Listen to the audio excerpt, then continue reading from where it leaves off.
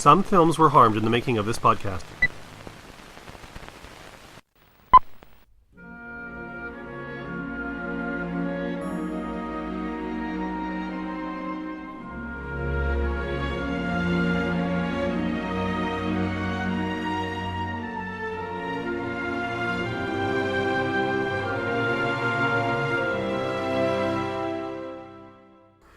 From Edmonton, Alberta, Canada, and the palatial FYC studios, you're listening to For Your Consideration, the podcast featuring roundtable discussions reevaluating the cinematic canon of past masterpieces and modern classics. I'm your host, Dustin Friesnan. And I'm your host, Mike Josic, and we'd like to welcome anybody listening to the show on Stitcher, iHeartRadio, YouTube, and if you catch the show on iTunes while you're there, rate and review the podcast. 5 stars. Obviously is the best thing you could do. Just gets the show into the Apple algorithms, into the eyes and ears of people who may want to check us out. So that is helpful. Or you could just hack the whole thing, make us appear first on everything, and then we can shut up about it. I'm here too. We're going to introduce you in a second, Kat. As we said last episode, we're finishing off our Lord of the Rings trilogy analysis. We have a guest here, same guest that accompanied us for our previous 2 outings with Jackson's epic trilogy here. Kat, welcome again to the show. Hi, always a pleasure. Having a great time. I was here in movie prison with you guys. We just all watched the movie together live and are recording immediately afterwards, so I think we're all a little punch drunk. But right now, the palatial FYC studios are lit with just like aggressive sunlight, and we're all laughing in slow motion for no reason. And in about 5 minutes, we're going to jump on Dustin and tickle him. And you'll think that's how it ends, but you'll be mistaken. There's still a half hour left of us, boys and girls. I'm going to dance with Rosie Cotton if it kills me. So the movie that we're covering this week is The Lord of the Rings, Return of the King. AKA the failed uprising of the ragtag group of mercenaries and outworlders who lived in the poor unfortunate slums. They lost, unfortunately, to the very rich white men who now run everything after kicking out the elves and dwarves. Yeah. 2019 has left scars, y'all. Before we get to the actual discussion, I always like to just mention what media we watched the movie on. This was the 2004 DVD, the 2-disc DVD edition that was released by Warner Home Video. Kind of a bare bones set, had some decent features on it, but of course everybody waited for the extended, who really wanted the meat. And but that is not what we are watching today. And definitely, if you're a fan, worth checking out the extendeds, 2-disc only if you are a completist. And as Dustin said, it was the theatrical that we watched, because Fellowship was on the Sight and Sound list back in 2012? Yeah, that's when it came out, right? Yeah. Since it was the theatrical edition that basically got the vote, we started by covering the theatricals and just continued on with the theatricals, even though some of us watched various extended editions along the way. All right, so we'll do the credits quickly and move on to the discussion. Lord of the Rings was directed by Peter Jackson, produced by Barry M. Osborne, Peter Jackson, and Fran Walsh. Screenplay was by Fran Walsh, Philippa Boyens, and Peter Jackson, based on The Return of the King by J.R.R. Tolkien. It starred Elijah Wood, Ian McKellen, Liv Tyler, Viggo Mortensen, Sean Astin, Cate Blanchett, John Rhys-Davies, Bernard Hill, Billy Boyd, Dominic Moynihan, Orlando Bloom, Hugo Weaving, Miranda Otto, David Wenham, Carl Urban, John Noble, Andy Serkis, Ian Holm, and Sean Bean. To name a few. Music was by Howard Shore, cinematography by Andrew Lesney. It was edited by Jamie Selkirk, distributed by New Line Cinema, and got a wide release on the 17th of December 2003. The film is one of the most critically and commercially successful films of all time. It is the film that was actually awarded the Academy Award for Best Picture at the 76th Academy Awards. Which is pretty much proof that it's very political, since it is not the strongest of the films, and the rumor is generally that they didn't want to award it to all of them, so they just waited for the last one to come out, and it was almost a shoo-in. Which kind of makes sense, because a lot of people consider it to be one movie just in 3 parts. Yeah. So, fair enough. I kind of give them a pass to take 2 years to give other people awards, but... Well, I guess wait till the movie's done to give it an Oscar, from that perspective. We sat down to this knowing in our hearts that it was the worst film in the trilogy. We sat down saying to one another upon this very couch that it was the worst one. And over the first hour of the movie, we were kind of eating crow. The transition between the scenes with Frodo and Sam and the scenes with the gang at Minas Tirith were like delicate and well-timed and well-paced. It's definitely good editing. Movie was beautifully shot. The cast, as in the past 2 movies, exceptional. They do great work. But that was the first hour of the movie. And then around the time the huge battle scenes started kicking in, our investment started to drain from us. Like, one moment we are very eagerly taking in the scene where Pippin is singing to Denethor.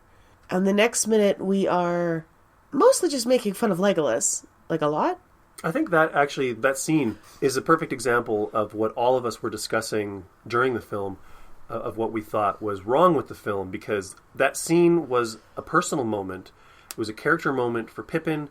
You got to see the arrogance, the pridefulness of Denethor, and the decadence. He's sitting there eating that wonderful meal in a really gross way. He's treating Pippin like crap. Pippin is separated from everybody. There's stuff going on. It's like that scene has so much character and says so much. And then you go to like the battle stuff, and the battle stuff is just, I likened it to watching a real-time strategy game playing out on like a YouTube playthrough video, because you're just watching troop movements and people fighting, and there's very little story going on. The cutaways to the attempt to reclaim Osgiliath were, I think, in keeping with that scene. Like, one of the contrasts in that scene is Denethor and the people whose lives he's completely willing to throw away. I get that.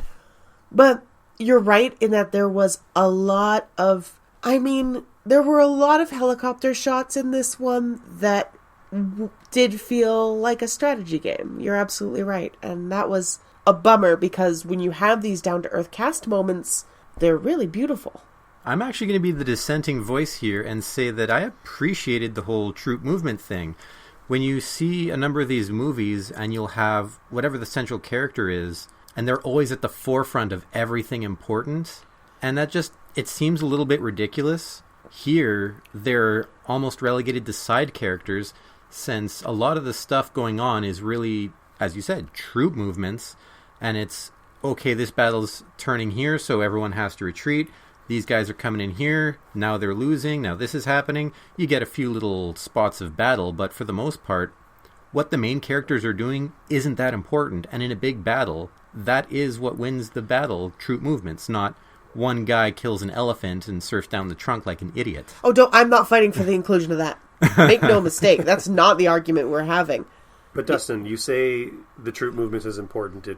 It is an example of kind of showing what's going on, and it's not just like skipping ahead. And I don't feel like they spent much time on it. When they show the troop movements of the orcs coming out of Mordor, because they're distracting them there at the end, it's like 3 seconds. It's just them walking, and Frodo and Sam are like, oh, hey, they're all moving. Now we can go. And it's not like it's wasting hours of our time on these troop movements. It's just little bits here and there. They're wasting hours of our time on plenty of other things. Thank you, sir. I was just going to say, hours of our time went somewhere. And that is slow Somebody motion took them. And hugs and people staring at each other and suggestive motions with fingers into rings. But I feel like an enterprise of this size, a film, a story of this scale, I mean, sure, you may be sticking close to the source material by representing this stuff, and it may be cool to see this stuff. But when you have, what is this, like probably 11 or 12 hours of story, you have stuff going on that has very little character or emotional importance. Sure, it has importance in the sense of, okay, well, they need to actually have this battle because they need to actually, free Minas Tirith from this siege and from Denethor's rule as the steward, because those events are going to cause other things to happen. But the size of the battle and the importance that they give to the battle, both in running time and in budget and effects and all the Sturm und Drang, there's so little emotionality to it that once it happens, things move on and you realize, oh, that was just another blip on the trip to this emotional core of a story with Frodo and Sam making their way to Mount Doom and like all this other stuff that's kind of going on. That was the story that began in Chapter 1, which was the Fellowship of the Ring. I feel like they didn't spend that much time on the Battle of Minas Tirith compared to how they did Helm's Deep previously, or when they did the siege at Isengard. It went by at a much better clip. They didn't spend too much time. There was bits here and there, and it sort of set up, okay, now Gandalf is in this situation where they broke down the walls so that he could have that character moment with Pippin saving his life. And the retreat to the second tier so that he could have that moment talking to Pippin. It was only because you knew what was going on in the battle, and if you didn't have that and it was just pure chaos, I've seen a lot of complaints where you're watching a film and nobody knows what's going on, and it's just crazy hecticness, and that can be done properly, but... But the battles of Helm's Deep and Isengard were the climax of Two Towers, and they were so important to moving the story to the next stage. If these battles, if they did not succeed, it was over. And the way the narrative was structured, like all the tension and everything built up to this, so it was very dramatic. And even though it had some really silly shit in it, silly shit, and they did go on for a while, like it's a big chunk of the movie. So much of the movie was driving towards this, whereas it sort of felt like, well, I mean, it's kind of like at the end of this movie where there's a half an hour of endings to this movie. Like everybody jokes about the 5 endings at the end of the movie, but there's these weird feelings of endings during the movie as well. Like I feel like the end of the battle at Minas Tirith is an ending. It has that triumphal, whew, we did it. And then you're like, oh, wait, no, everything is still happening. First of all, back in the day, when they made a movie 3 hours long, they gave you an intermission. That used to be common practice. So, Peter Jackson, intermission.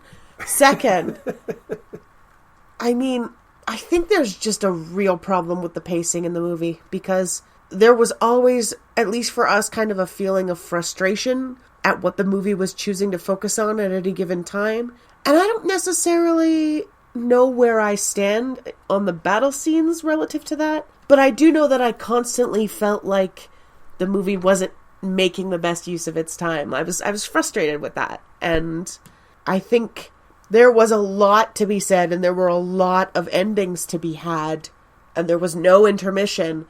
I don't think they were wrong to include them, because you need that payoff. You need, I think the battle at Minas Tirith is a story point you need. You don't want to just have somebody go, oh, yeah, that thing that happened over there that we never saw, it went all right. The battle of the impossible odds that we were all going to die. Don't worry, we're fine. Let's move to the next thing. You just follow Aragorn and nothing but Aragorn. He comes out with the ghost army. Legolas and Gimli don't even do any fighting. They just swarm through, takes 10 seconds. It's like, oh, you guys are here. That's great. But I feel like there may have been a more efficient way to do it, or a more creative way to do it. And maybe they were burning out, trying to get this stuff out at a certain time, filming 3 movies simultaneously and trying to release them while they're filming them.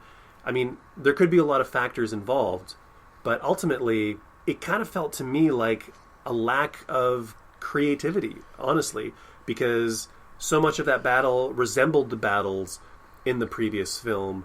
Having them mirrored and having them have completely different emotional outcomes and having them both taking up so much screen time. When you take up that much screen time, it's an important thing. It has to be an important thing. Otherwise, you are literally just wasting your viewers' time. That's where I feel that there are some differences here that they were trying to come up with. Minas Tirith was bright during the day. You had Helm's Deep, which was in the dark and the rain. Minas Tirith, I don't know why. It was like this in the book, too. Like, the Nazgul and the Ringwraiths. They started calling them the Nazgul near the end for seemingly no reason and started getting more personality because you had the Nazgul King all of a sudden. And that was in the books. And it always struck me as a little strange that they seemed to be getting a bit more development on the antagonist side all of a sudden. But the battle did happen. It's in the books. You have to have it, and you can't just hand wave it away, as you said. So it's a really tricky thing to balance. But when it comes to ending on a bigger note, like you had the Shire, the Scourging of the Shire, which I am always disappointed that it wasn't there. Ending on any note would have been great. You're proposing we add an ending? Yes. I would propose that we shorten that half hour of false endings, have people sort of move on a lot quicker instead of everything in slow motion for half an hour, and then spend 10-15 minutes in the Shire. Because if we're going to make this a story about the hobbits, which it is when Aragorn has everybody bow to the hobbits, did they get the same growth that everyone else got? They go back to the Shire, things are shit, and they have to change at home. Instead of just, here's a story of 4 people, here's the story of an entire culture thus changing. I'm going to say something potentially controversial here. Okay. I blame Peter Jackson. Okay. I know that all of us are fans of various Peter Jackson movies. Mm-hmm. You know, I think to a certain extent, at least at the time, I viewed the Lord of the Rings movies as kind of like a real pinnacle of kind of Peter Jackson's filmmaking efforts. Mm-hmm. But watching them again, and maybe having seen Peter Jackson films post Lord of the Rings and seeing where he's gone, watching the Hobbit movies, watching the King Kong movie, watching him delve more and more into kind of the Lovely Bones. We covered the Lovely Bones on the show. More into like digital effects and spectacle and just this core storytelling, the sticking with characters, having like a real emotional through line and the development. He seems to sort of get lost. One of the things that we talked about, Kat liked to say that there were always like silly bits in the movie. Yeah. I said that I feel like the silly bits are Peter Jackson. And what was the other thing? The subtle bits. Yeah, you said there were silly bits and subtle bits. And I said, well, I think the silly bits are Peter Jackson as a filmmaker. And I think the subtle bits are this incredible cast taking this script and Jackson just being smart enough to not get in their way and letting them do their thing. And I think some of the choices that were made in the previous films, editing and with even, I want to say shot construction, but like all of the aerial shots and some of the ways that he was moving the camera around, the choices to go from weird, nice cinematic composition and going to weird, slow-mo, almost looking like video things for characters who are in crisis. There's the scene where Pippin is holding the orb, and instead of flashing to the tree and the things that he had the vision of that he told Gandalf later in the scene or in the sequence, they just do these weird, kind of like the orcs in the first movie. Yeah. Where it's all sort of jarry and jerky and it looks like it's video, not film, and it's like, what are you doing, man? This is the first-year film school guy. The frustrating thing is that the cinematography, the cast, and the score could sell us on pretty much anything. Genuinely, the 3 of those can get me emotionally invested in whatever is happening. And there didn't really need to be, I thought, effects. And I'm glad you brought that scene up, because I was going to mention that Boyd and Moynihan do some of their best work in the franchise in this movie. They do a lot of heavy lifting. Agreed. In Return of the King. They're both fantastic. And yeah, Jackson stays out of their way, and some of the most beautiful moments in this movie are moments where he's just letting his actors, all of whom are great, just deliver these really subtle, poignant character moments. Like, I'm a huge Theoden fan. I've mentioned this before. But there's that moment when the beacons are lit where he has to choose between being jaded by his experience and being true to his ideals. And you can see the moment that he makes that choice, and it's gorgeous. And you didn't need to have blurriness or weird camera effects. Which, those only really happened when they had the whole someone's being possessed thing. He's holding the... I'm saying they could have sold that without the effects, though. It's representative of evil. It's representative of Sauron because it was used with the orcs, and it's used in the weird, like, possession stuff, like you said. You get the chanting in the background. See, the chanting in the background, the musical notes, I can get behind that. It is the shaking of the camera that is a little bit way too much. Yeah, they could sell it without. It's fine in the battles when they're doing like the handheld sweeping around to give the sense of action and chaos. There's some weird choices. I feel like Jackson's making weird choices, and I feel like it's the scale of these films, the humongous effort and success that came out of these films that maybe broke him in a way, because it absolutely it nearly killed him. It took him from a level of a filmmaker making movies like Heavenly Creatures and even The Frighteners, which, you know, is a little bit bigger, a little bit more of a budget, but they're smaller films, they're interesting, quirky films, and then he does this huge thing, and then all he does now is huge things. He does gigantic 3-hour King Kong, he does gigantic failure, what was it called? Not Mortal Instruments. It was that Machine City movie. He did Mortal Engines? He did Mortal Engines. That was his movie. The only thing anybody is really praising him for is anything that he does that's like a documentary piece.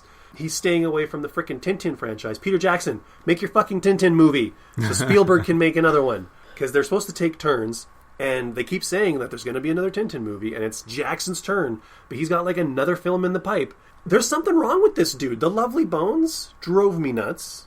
I think it drives a lot of people nuts. I'm sorry, Dustin. I know you enjoyed it.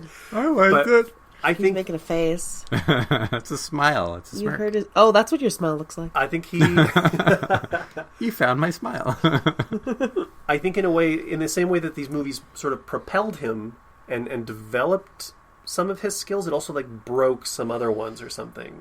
I remember reading some sort of interview he had where they were talking about the practical effects of The Lord of the Rings versus the digital effects of The Hobbit. He's like, wow, I wish I had these digital effects for Lord of the Rings. And I think that's because, Lord of the Rings nearly killed him, the effort that he was going through to get all this stuff set up. And when he did The Hobbit, it was way faster. It wasn't as planned.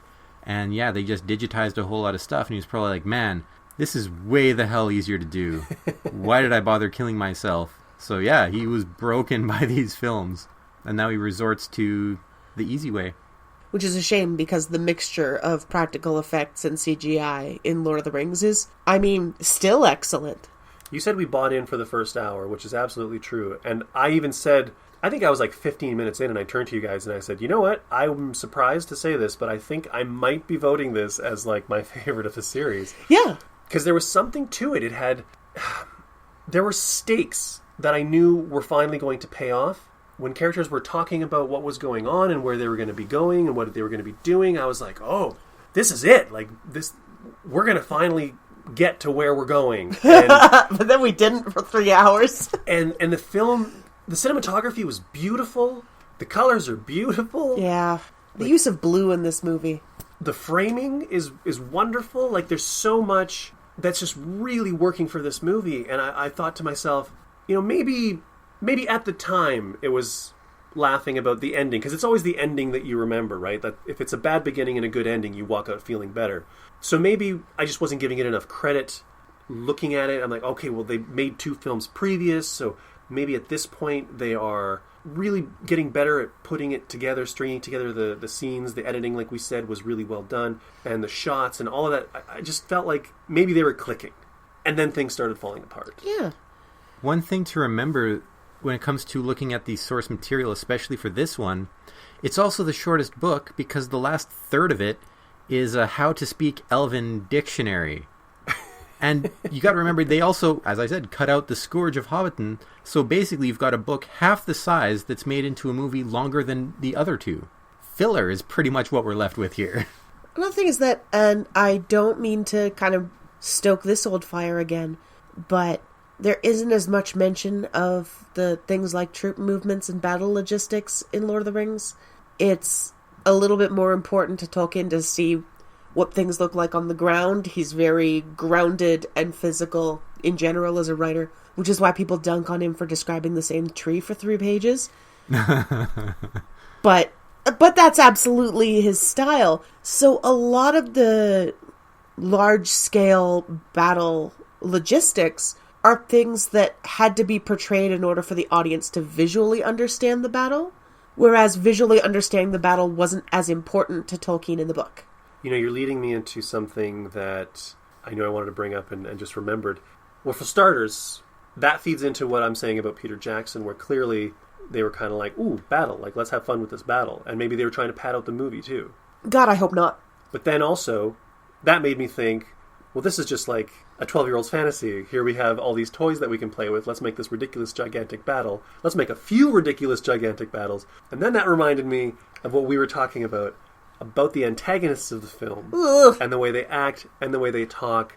And I turned to you and I said, the way these characters are talking with the gravelly voices, and you mentioned the sibilants, it's like, this is how 8-year-olds on the playground would be acting out these bad guys. Yeah, like when the Witch King talks, he's like, I'm so glad to be here. It's like very cartoony. Yeah, it is straight up Cobra Commander nonsense. Yeah, stone cold fact. And again, there's still the orcs mugging. I hate it. Like, when the orc is talking about taking Frodo's stuff for the eye after every other word, he's just like, and he just gives a little, just so that we're reminded that he's an orc, and I don't know what those noises serve in the context of the conversations he's having. It's a very tonal language. You just don't get the orc language. I don't get the orc language. There's so much focus on the elven language. We don't get enough on the orc language. Yeah, he's limp as a bone fish. Which makes sense considering the way most of the racial according to the Silmarillion, the orcs are corrupted elves anyway, so that's true. Yeah, absolutely. That's true. You're corrupted to add more syllables. Yeah. And to somehow reproduce by laying eggs in the dirt? I really don't understand how that worked in the Twin Towers. Hey, baby, I want to fertilize your pod sack. Which reminds me that I also don't know how magic is supposed to work in this series. Gandalf is fighting in Minas Tirith. He's got his staff out and he's just wailing on the random people. It's like, are you a monk or are you a wizard? You don't cast a single frickin' spell this entire time. That's right. You have telekinesis. He did cast a spell. Which one? When? The big shiny light that made the that made the Nazgul sad. He did the flashlight, which got on the way to help the survivors of Osgiliath, who all died anyway. I can do that with my phone. I'm not impressed. In fact, you could turn on a strobe light, which would really mess them up. They'd fly into each other. But yeah, you could have used your magic to put out a single fire, or maybe light the fire on the beacon on the hill, as opposed to sending Pippin up the hill. Like, what are you doing, Gandalf? I mean, what do wizards even do? He was fighting a friggin' Balrog in the first one. Yeah, you'll note that he also fought the Balrog with a stick and a sword. He did, but he was using magic to repel some of the attacks for a time. I don't know what wizards do in Lord of the Rings. And he smashed the ground in order to destroy the bridge, and I'm pretty sure that wasn't just pure physical force. Of course, we don't know. Aren't they just like earth angels or something? Something like that. Of course, people have a lot of strength in this film, given that anyone with their left hand can just lift up a fully armored hobbit onto their horse while moving. Those boys get scooped up constantly. They just get scooped. That's how cats feel, I think, most of the time. They even scoop each other. Sam's like, whoop, up, gotcha. Scoop. And then Smeagol jumps on him and he's like, oh, I'm double scooping here. Speaking of scooping, I wanted to ask you guys what you thought. Kat had said that she'd never seen some of the weird eroticism in the movie. Yeah, and I mean, I don't see a lot of the eroticism in a lot of things. I wondered how... I mean, there's been a lot of talk about the homoeroticism of the hobbits and like the jumping on the beds and the long loving stares into each other's eyes and whatnot. And the tickle fight. Is it something you dig? Is it something that's weird? Is it something... I definitely dig it. I think it's just camaraderie. I don't actually care which it is. Like, they're close and they love each other, and if that's banging love, great. If it's not banging love, also great. Like, they're close and they can rely on each other, and I think that's a beautiful thing.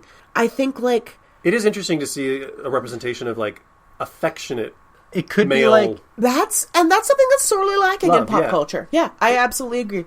It doesn't necessarily have to be like the ancient Greek military where they're like, hey, if you sleep with your comrades, then you're more likely to protect them in the middle of a battle. Kind of homoeroticism. You can't round Sacred Band of Thebes up to all of ancient Greece in my presence. You might be able to get away with that when just Mike is here, but you can't get away with that with me.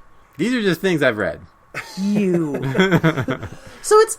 And Mike brings up a really good point, though, is that, like, genuinely emotionally supportive male friendships are not typically portrayed in media. That's not a thing that you see a lot of, and I think that's where a lot of the homoeroticism people read into the movie comes from. I mean, a lot of it is, like, if they are banging, great. But at the same time, the notion of dudes being there for each other and caring about each other deeply is an alien one in our culture, and that's real messed up. I know a lot of guys who would not hug another guy if you put a gun to their head, and that is disturbing. Right? There are those moments, like the bed jumping, like the long, loving stares. Like the slowly putting finger into ring. Right, Yes. They're like children. Those are moments where I'm kind of like, yeah, whatever, fine. Read into it whatever you want. If it's there, it's there. If it's not, it's not. But then you've got moments like when Frodo's putting his finger in the ring and staring at Sam so intensely, and their relationship for the entire series has been so intense and so close, and it had a real sort of weird, sexy thing going on. All he had to do I'm was leaving nod. you for the ring. All he had to do was nod during that gesture, and it would have taken it to a straight-up playground place. And then at the end of at one of the endings of the movie, when they're all coming into the room and Sam comes in and stares longingly at Frodo, my shit. I would have given this a masterpiece if Sam did like the finger in the ring thing. Mike turned and looked at me and mimed slowly putting the ring on and murdered me. I'm dead now. I died. I died during ending 2 of 5, I think. Was that 2 of 5? I remember Jack Nicholson had a conversation with Elijah Wood, and he told Elijah Wood, great job with those movies, and he asked him... Is that your Jack Nicholson? I was just doing like a half-assed whatever. Okay, all right, carry on. And he was asking him a question, and he noticed that Jack couldn't answer, and then he was like, it had something to do with the ending of The Return of the King, and he said, so... You've seen the movie, right? And he was like, I gotta tell you, I walked out after the second ending. There's so many endings to that movie. There's only so much payoff you can have. At a certain point, you just take your earnings and you go. They may have been able to pay it all off in a montage. Yeah. Montage would have been great. Just beautiful Howard Shore music, like the ending of a Star Wars movie. They always end in a montage. Yep. There's music, there's no dialogue. If he also would have... Every character, everything that they did was so slow. It wasn't slow-mo. It was just, I'm going to hand you this book, and I'm going to take 30 seconds to tilt it towards you and push it 2 inches into your hands. And then we're going to hug again for another 10 seconds. And you commented on Eowyn hiding behind the... Yeah, she's hiding behind the Elven standard, and she peeks out from behind the standard, and that's a weird... Was that a prank? Were you playing a prank right there on her? Peekaboo! Right? And then he takes it from her and hands it to somebody nearby, and what was that prop doing there? That whole interaction was so bizarre to me. And they spend so much time doing these weird, inconsequential things, and I'd like to say it's for tone, but all it does, it's just a really weird pace. If it happens once, that's fine, but when it happens 5 times, that's entirely too much. I miss the 1980s. I mean, not everything about the 1980s, obviously, but a lot of it, because, Definitely the cocaine. I miss the cocaine. I've made no secret of that. And I miss just being able to put a crawl on the screen saying what happened to everybody. You ended at Minas Tirith. These, friends you bow to no one. Everyone bows to the hobbits. And then some text comes up. It's Sam finally asked Rosie Cotton to dance with him. They got married and they had 3 kids. Times at Ridgemont High? Yeah. It was Merry and Pippin went back to the Shire. Everyone still thought they were idiots. Frodo got on the boat and left with the elves. And then maybe we get to see that ending. Maybe we see that ending a little bit. Merry and Pippin started a band. Yeah. But, Aragorn became king. He ruled much. Yeah, absolutely. Aragorn and Eowyn had a son, in the vision. It was fine. Eowyn and Faramir got married. You didn't see that in this one, but they got real attached to each other in a cutscene. Gimli went to ground. Now they can't get him. Gimli retired to become a poet. Gimli. You're too beautiful for these movies, Gimli. Okay, as the only person who hasn't read the books, there's something I wanted to ask you, but we went straight from the movie to this, and I figured I'll just ask you while we're doing this. Okay. End of the movie. Ringo's in the lava in Mount Doom. The tower falls. The orcs stop fighting. Yeah, the orcs run away. Again, Tolkien is not as concerned with the battle as Peter Jackson is. Is that Jackson or is that Tolkien? Because a lot of that is Jackson. The orcs definitely lose some of their power because the magic that kind of makes them orcs is coming from Mordor, and Mordor's power... So the end of Phantom Menace. Kind of, yeah. Kind of like the end of Phantom Menace. The tower is like the droid control ship. Yeah, absolutely. Okay. I am extremely angry with you right now. But, Jackson is a lot more concerned with the physical outcomes of the battle than Tolkien is. The tower do fall, The tower do fall. Which would make sense because Mount Doom is going off, but he should have had the tower fall after the mountain is blowing It'd up. be cool It if would the make mountain sense. blew up and took the tower out, yeah. That would be pretty dope, but pretty sure is not how it went. And again, I read this when I was a kid. It's been a long time. Yeah, it's been 20-odd years. Yeah, I haven't been a kid in forever. But certainly having the earth open up and swallow the enemy army, but then somehow stop in front of the good guys. defo not in the books. That was defo not in there. And that's also just sheer ridiculousness. When the mountain goes up, all the antagonist army, who are completely outnumbering the good guys, are just like, well, our boss lost his jewelry. I give up. I mean, the jewelry was a source of his power, and a huge portion of his power is the Dark Lord is invested in the One Ring. But you had other generals, and here's the thing. I didn't realize it until watching it this time. The mouth of Sauron wasn't there. He didn't have his second in command. Oh yeah, the Weird Mouth Man. He must only be extended edition. He must have been cut for the theatrical release, the Weird Mouth Man. I remember him from the old series in the late 80s, early 90s. Yeah, the Weird Mouth Man. Yeah, I'm on board, but he was extended edition.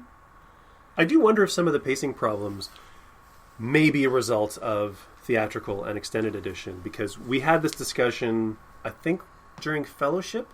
Actually, I think we talked about it with both Fellowship and Two Towers, where... Oh, it was Two Towers, because we were talking about Faramir. Yeah.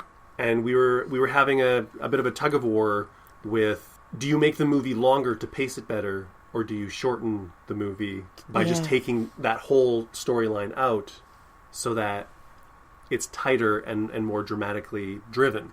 But will that wreck other pacings elsewhere because it's a big hole? And I wonder if that maybe has an effect here, because we noticed a lot of really good editing. You said, God, I love how it transitions from this side of the story third of the movie to Mordor, and watching Frodo and Sam, because they would be like, I hope they're okay, and then it would transfer over to them, and it just made sense. And then later on, it would just be like... Smash cut! Yeah. Oh, it's been a while since we've been in Ow. Sam and Frodo's head, so let's go over there. And there wasn't even like a logical musical bridge to like take you over. It's just like, boom, okay, here we are, we're on the mountain. For the first third of the movie, every time the movie switches tracks, you feel like it's the right time. You feel like, oh, hey, we haven't heard from them in a while. I wonder what they're... Like, it feels appropriate, and it feels good. And then, yeah, as the action starts to ramp up, they lose their grip on those transitions a little bit. And I'm really hesitant, especially after this viewing, and realizing just how much extraneous stuff seems to be in it from a storytelling point of view. I mean, I'm sure fans of the book are looking at it and going, that's that scene, that's that scene, that's that character, that's, you can recognize that Faramir and Éowyn got married because it's in the book. Yeah. I just see them standing together and it's like, oh, maybe they're together, maybe they're buddies, I don't know. Yeah. I hesitate to watch the extended edition because this one was such a slog, but I'm really curious to, because... It's good, actually. It's hard to kind of make the judgment without the compare and contrast in a way. Yeah. But we are sort of judging this based on what it is. And there was a commentary about the Hobbit movies. I wish I could remember the YouTube guy's name. He was analyzing the films and saying why he thinks they failed.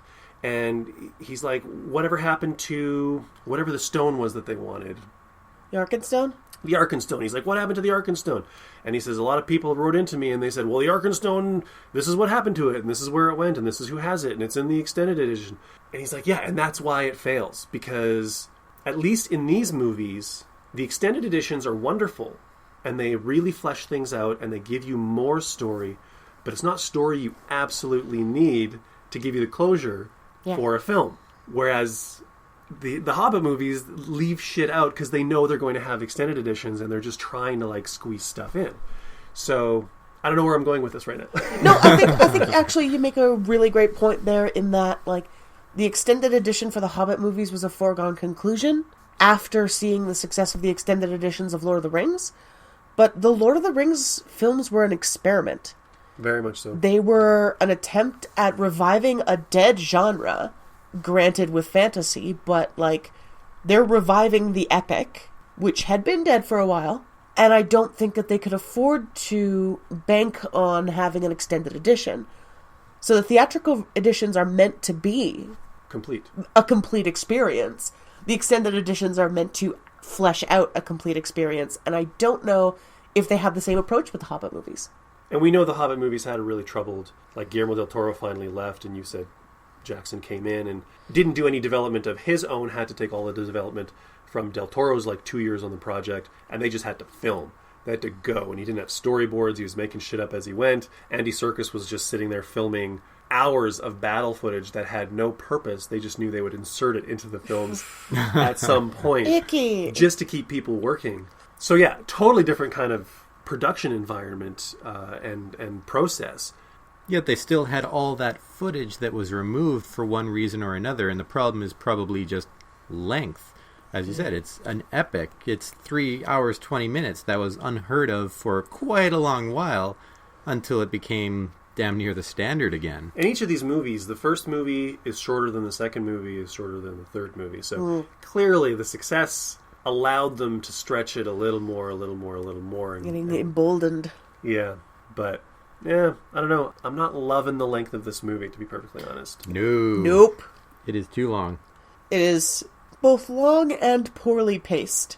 And I find that interesting coming from somebody who's read the books and actually loves the books. I love the books. Because my understanding is that this is all stuff from the books, and Fran Walsh and Pippa Boyens and Peter Jackson, how am I forgetting Jackson's name? They were trying very hard to include as much as they could. Which means fan service. How much of it is a problem of the pacing in the books themselves, then? Here's the thing. The requirements of pacing in a book and the requirements of pacing in a film are completely different. A line in a book takes a second for your eyes to scan, takes, half a centimeter on the page. A line in a book can be nothing. But that same line spoken out loud takes seconds. Descriptions of things... A book can have a very limited point of view, whereas a movie needs to have more visual context in order for the viewer not to become disoriented. So things like these helicopter shots of combat scenes are necessary in a movie to anchor the viewer in what's happening, but they are less necessary in a book where you can just immerse yourself in one person's point of view without worrying. The demands of pacing, and I mean the pacing of the Lord of the Rings books is deeply flawed. I'm not gonna, it's deeply flawed in its own way. But it's a different metric because it's a completely different medium. And I think that's a problem that the Lord of the Rings movies have. It's that, A, the books are paced poorly and you can't be using them as a guidepost. And B, you're a movie, you can't be using a book as a guidepost. And that was my main issue when I was bringing up the narrative and the flow and Peter Jackson, the way he's doing these movies, this movie in particular, because to adapt a book to a movie, everybody always says they're different mediums. You have to change things. You can't be slavish. This was a problem with Zack Snyder's Watchmen. When you're slavishly dedicated to interpreting what's on the page, it doesn't work. You need to drive it the way a film's story needs to be driven. Tell that to Harry Potter and the Philosopher's Stone, which is word for word. Tell that to the Maltese Falcon. But those books are short-ass books. Fact. No, okay. You caught me. Yep. The Maltese Falcon is not a very long book, but it was adapted word for word into the screenplay. When you take a novella, Breakfast at Tiffany's. Breakfast at Tiffany's. I mean, I still prefer the novella. Fast Times at Ridgemont High? It's structured differently. But thanks for contributing. I helped! Yay! Bye! So, okay, the burning question here, the thing that I've been wanting to ask since we started this whole thing. Dustin, how did you feel about Val Kilmer in the film? I felt about Val Kilmer the same way you felt about Éowyn, given that apparently she's marrying Aragorn and Faramir, according to you earlier on. Did I say Éowyn both with times? Faramir? Roll the tape. Boom! Roll the tape. No, I said Arwen with Aragorn. Did he? I don't know. Pretty sure We'll find out with the edit. He will find out with the edit? If you're wrong, that dunk is staying in. It's going to make you look like the worst. I will look like the biggest asshole. You will. And that's going to be... That's why having control over editing is good. The power. And if I was right, I could this could all disappear. God. Give me your rent!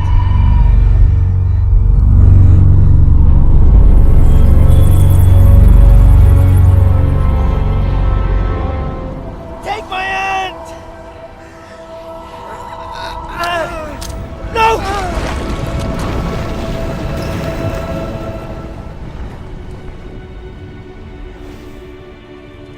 Don't you let go.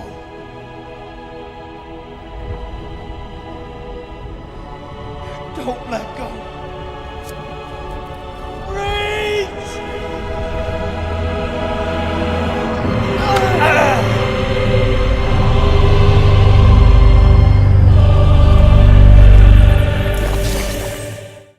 All right, let's wrap up with our summations and what we think of the film and the series as a whole. We said with both the previous films, I've waffled. I'm less of a fan of these movies 15 years on, 16, 17 years on? Depends which movie. Depends which movie. Because the theatrical release of this bad boy that we watched today, Return of the King. 2003. Yes, the DVD we just watched was released 2004. Yes, and I 15. think Fellowship came out in 2002? Something like that. Yeah, that sounds about right. Well, it would have had to have been, DVD 2002, but original film, because it was Christmas every time, December every time. But I think one year had two. I don't know, maybe I'm wrong. Anyways, I was more of a fan of it then than I am now. I devoured these movies back then. Now I'm way more critical. It might just be, like we've discussed with our Summer of 89 movies, that our vocabularies have expanded, our sophistication is greater, and we're less easily impressed because we see a lot of stuff now. But we had said that Fellowship was weaker than we remember. Two Towers was the strongest that we could see at that point, knowing that this one probably wasn't going to be as good. But as a whole, the series was a masterpiece, even though Fellowship wasn't a masterpiece. Kat, since you're the guest, we'll start with you. Where do we stand here? You know, honestly, my position hasn't changed. It especially hasn't changed for this one. I think that the first hour of Return of the King is probably some of the best of the three movies. The Return of the King does not live up to that promise as it moves on, but the first hour of it is extremely good. I think Lord of the Rings as a whole is a masterpiece. It changed cinema as we know it. It was revolutionary, and it's a beautiful experience. Is Return of the King a masterpiece? No, it's not. It would be, I don't know what. Here's the frustrating. Your comparison is saying this book is a masterpiece. Chapter 17 isn't a masterpiece. Yeah, because you can't just separate the one piece. Yeah, yeah. That's exactly. Chapter 17 is not a masterpiece, but the frustrating thing for me about talking about Return of the King is that I cannot put into words what would make it a masterpiece in my eyes. I can't concisely say the things that are making it frustrating and tedious for me to watch. It just is. And that means that whatever's wrong with it is woven in so deep that I can't find it. But no, Lord of the Rings as a cinematic experience, masterpiece. It's, for me, pretty easy to say. But, man, Return of the King, it gets to you. Gets you. Dustin. I, too, am going to stick with my initial comments. I think that the series is a masterpiece. When it comes to Return of the King, I would definitely have made the ending so different. Which one? All five of them as one. I would have made it one ending, first off. And I would have had it, yes, be a bit of a false ending. And I'm the kind of asshole who would happily say, okay, you have your ending. Frodo, Bilbo, everybody leaves, and they go back to the Shire, which is now burning because Wormtongue and Saruman are there and took it over, and now Sam has to gather up the men in order to take it back from the mercenaries that Saruman got to burn the whole thing down. At that point, there wouldn't be another special happy ending afterwards. It would be, even though there was this happy ending to this main story, that's not the end of the stories. In this one, you had Frodo gives the book that was given to him by Bilbo to Sam and says, this is now your story. And that's what the Shire would represent. He's continuing his own story, and it's no longer an ending. It's more of a beginning to the next stage that we never actually see. And I think I would have really appreciated seeing that as the ending to Return of the King, and that might have moved it up closer to masterpiece, but none of these films individually as a masterpiece necessarily. And I know I've been shat on for saying that, because then people would say, well, that would be a big downer ending after everything goes right for a bit. And I'd say, well, that's life. Wow. Mike, how do you feel? I'm pretty much the same as you. I waffled a lot with the other two movies, and I really thought going into this one that I wasn't going to judge the series as a whole as a masterpiece. I thought Return of the King, I remembered it being weak, and I thought it's not going to hold up, and it's just going to everything's just going to collapse under the weight of it. But I agree with what you said about the Enterprise in general and the way that it impacted the film, not just the film industry, but television as well. I mean, it brought fantasy back. We wouldn't have Game of Thrones if we didn't have, whatever you feel about Game of Thrones, love it or hate it. If the Lord of the Rings movies weren't as successful as they were, a lot of the fantasy film series and television series that exist is because of this. And the cast that they assembled was amazing, and the performances are great, and there's a lot that came out of this that is great, and that transcends the film itself. So it's an achievement, and I will definitely give it a masterpiece as a series. But as Dustin said, I cannot give... I think I might have, under duress, said that Two Towers was a masterpiece because it was the best. Well, I remember waffling. I wasn't putting duress on you. I might have so been. hard during it. I make a lot of threats. I really wanted to fit in, guys. But yeah, I don't think I'd go masterpiece for any individual film, even though I thought I was going to for Fellowship, and then found out that wasn't as good a movie as I remembered it being. But yeah, I mean, whatever. There are still movies worth revisiting, and something that I enjoy when I see them, which is, I think, a hallmark of a masterpiece to an extent. Here's the thing. I've talked a lot about how tired I am right now of watching Return of the King, but I really want to watch Fellowship right now, and when I go home, I might watch Fellowship. I'm kind of interested in seeing all the extended editions now. I never have seen the extended for any of them. And, well... I don't remember that. That's Lord of the Rings. That's the thing. Like, the Lord of the Rings as a whole experience is compelling and beautiful, even if its individual pieces are paced poorly and have 5 million endings. I think also if you're watching the extended editions, kind of like you would sit down to watch a television series, like if you treat it that way, oh yeah, that might actually be really interesting because you wouldn't be as concerned about the pacing. Because when you're sitting down to watch a movie, be it a 2-hour movie, 3-hour movie, 90-minute movie, whatever, you sort of expect a certain pacing and progression, and whether you're thinking of it consciously or not, I think we're programmed to absorb stories that way. And I think that's why sometimes when you get, like a certain non-linear story, like a Memento or something that comes along and just really subverts your expectations, you go, wow, that was an amazing movie. So yeah, I think if you sat down with each of these like 4-hour extended editions and just took it at your own pace, that might be a really interesting experiment or experience. Yeah, watch it an hour at a time. Minas Tirith is over. All right, I'm stopping for today. I'm going to pick up after. Actually, I really like that. Audience, do it. Yeah, hey, you know what? If anybody does it, let us know what you think of it, because I know I'm not going to get to it soon. I might. But these guys might. I might. There's no telling. I'm going to be working out of town soon. I might have nothing better to do. Yeah. Catch up on films and such. And hey, if you guys have nothing better to do, hit our social media. Oh, great. Let us know what you think. Let us know what you think of our review of the movie. Let us know what you think of the movie, of the podcast in general. We love to hear you guys' thoughts and feelings. Hit us up on our YouTube channel, in the comments section, on our Facebook page, on Twitter, at FYC Show. Basically, if you search at FYC Show or For Your Consideration, you're going to run across this somewhere on the internet.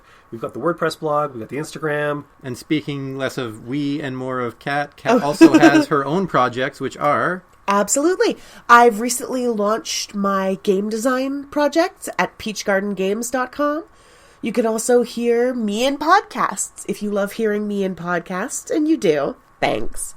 You can check out Sword of Symphonies, which is our playtest. I'm the game master. And my friends are frustrating. It's all right. You can find me on Twitter at CatlingGun or at PeachGardenRPGs. Yay! Oh, I thought you were going to cough. No, I was just making lots of gestures about how much I love our listeners. I mean, your listeners, but they're mine now. Hi, listeners. You are the most frequent contributor guest on the show. Yeah, so I love it. You're like the fifth Beatle of the show. Oh, wow. That's cool. And we will be coming back to do another movie with Kat sometime in the future. She's been bugging us since inception of the show. Not Inception. Cleopatra. I don't care about it. Actually, Inception was an alright movie. A little up its ass, Paprika was a better one that did the same thing. Same thing as Cleopatra? As Inception. Of the show? This is turning into an Abbott and Costello gag. So be sure to check Kat out on the social medias and check out her podcasts. Mm-hmm. Yes. And do we have a plan for next film? I think it's your pick. Did you pick one? Do you know? You know what? I'm going to say next time around we're going to check out a bit more fancy, and let's go with The Man Who Laughs. Ooh. All right, so that'll be next week on the podcast. Thank you guys so much for joining us. We always appreciate you hitting us up, downloading us. It's a good feeling. Kat, thank you again so much for joining us. We love having you on, and so happy to be done with these movies. I am glad to be here. I'm excited to come back, hopefully for a movie that we won't find quite as exhausting. Next Well, time we will be Cleopatra doing... is like a 3-hour movie, isn't it? It has an intermission. Yeah, What I've been hounding on for the past hour. So did Gone with the Wind, and we weren't very much fans of that. Yeah, fair. Yeah, no, you caught me. So be sure to catch us next time when we watch A Man Who Laughs. Dustin's Man pick. Who Laughs. The Man Who Laughs. I've been your host, Mike Josic. I've been your other host, Dustin Friesman. I've been your guest host, Kat. Thanks a lot, and we'll see you next time on Bye. For Your Consideration. Peace. Bye. On the horizon, why do the white gulls call?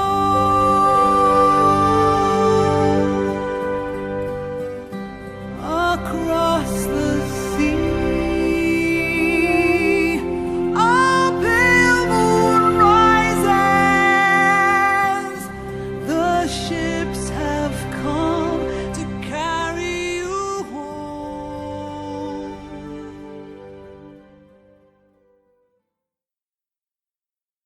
Hey, baby, I want to fertilize your pod sack.